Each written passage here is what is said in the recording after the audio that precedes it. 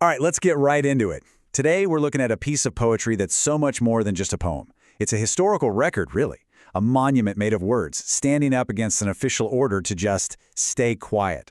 We are talking about Natasha Trethewey's incredible Native Guard. And boom, right from the start, we're thrown into the poem's central conflict. There's an order, spare most detail, but the narrator, our eyes and ears on the ground, he knows better. So, the big question we're tackling is, what are these details that have to be accounted for, and why in the world was he told to leave them out? So to really get that conflict, we've got to get to know our narrator. The person telling this story is a literate man, someone who's formerly enslaved and is now a soldier fighting for the Union in the Civil War. And his journal? Well, that's our window into his entire world.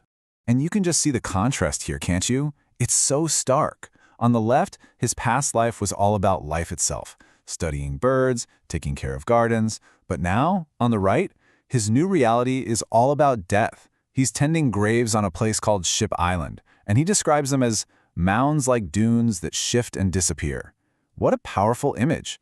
It's like he's saying the memory of these men could just blow away in the wind. And here it is, that chilling command that sits right at the heart of the poem. His official job isn't to tell the whole story. No, it's to sanitize it, to keep his reports brief, to make sure the letters going home to grieving families are just simple notes. This order to basically erase the truth, that's what he's fighting against with his own private record. But you know, this soldier's personal story, it's actually part of a much, much bigger history, one that's been almost completely forgotten. He wasn't just any soldier. He was a member of the Louisiana Native Guards. So who were these guys? Well, the Native Guards were absolutely historic. They were one of the very first black regiments officially brought into the Union Army. I mean, just think about that for a second. These are men who were legally considered property just a few months before, and now they're soldiers fighting for the future of the nation. And their service wasn't some token gesture. It was real, it was immediate. By early 1863, they're on Ship Island, guarding the very men who were fighting to keep them enslaved. And they saw combat. They became the first black unit to fight Confederates on the Gulf frontier. Their contribution was undeniable, which makes what happened next just so tragic. After some Union sailors accidentally fired on the Native Guards and killed their own men, this was the official line. A promise, right? A promise of recognition that their names would go down in history.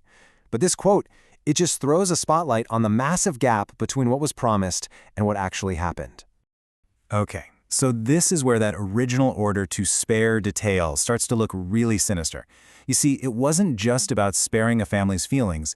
It was part of a systemic effort to completely erase the history of the Native Guards from America's memory. And this is where the poem itself becomes a profound act of defiance. Natasha Trethewey's book isn't just a collection of poems. It is a monument built out of words. It carves out a space from memory, where physical monuments were either never built in the first place or were actively denied. And the ways this history was erased were just devastatingly effective. You had official plaques honoring Confederates, but completely ignoring the Guards. You had a Union general who, after a major battle, basically pretended his black casualties didn't exist. Even within their own army, they were treated like laborers, not soldiers. And then, what history didn't erase, nature did. A hurricane literally washed away the last physical traces of their graves. So you have to ask, why this story? Why this poem? Well, the answer is tied up in the poet's own life, her own history, which is just so deeply intertwined with all these themes of memory, loss, and the American South. Get this. Natasha Trethewey was born on Confederate Memorial Day in Mississippi. Her parents were an interracial couple, her mother black, her father white, and their marriage was actually illegal in their home state when she was born. Her life was shaped by this history, and then completely changed by the murder of her mother when she was only 19. It was that profound loss that led her to poetry. So here's the crucial thing to understand about this book. It's working on two levels at once. What you see here is what some critics call its dual elegiac project. Basically, Trethewey is mourning two things at the same time: the very personal, violent death of her mother, and the historical, institutional death of the Native Guards' memory. Both of these traumas, you see, are rooted in the exact same soil of the American South. And this quote just captures it perfectly. The poet's mission is clear. The act of building this monument in verse for these forgotten soldiers, well, it's also her way of building one for her mother. The poem becomes this sacred space where both public and private grief can finally be accounted for. Which brings us right back to the end of the poem. where our soldier narrator circles back and directly defies that order to stay silent. He finally makes his own accounting. You see, the final section of the poem isn't really a story. It's a ledger. It's an itemized list of everything he was told to spare, now laid bare for everyone to see. It is just such a powerful act of testimony. He starts by accounting for the war crimes, the atrocities that official histories would much rather sweep under the rug, like the slaughter under the white flag of surrender. He names names. He names places. He forces us to remember sites like Fort Pillow, the location of a black massacre, where surrendered soldiers were simply executed.